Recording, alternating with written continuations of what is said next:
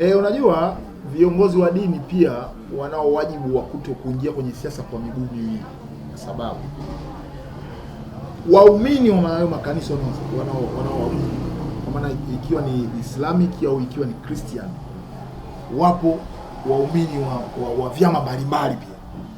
Kwa sasa kiongozi unapojikita moja kwa moja kwamba wewe una mapenzi na chama fulani, una mapenzi na jambo fulani, maanake pia unakuwa uwatendei haki wale waumini unaoongoza.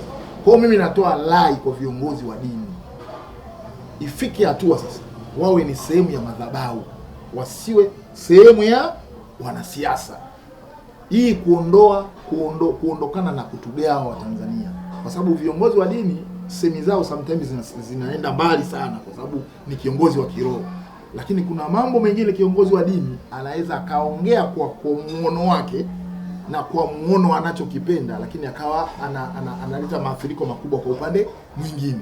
Kwa hivyo basi, ninachowaomba viongozi wa dini wawe wastahimilivu, waendelee kuhubiri kwenye madhabahu, kwa sababu wao wapo kwa ajili ya imani. Kwa masuala ya wanasiasa wajaribu kuachia wanasiasa.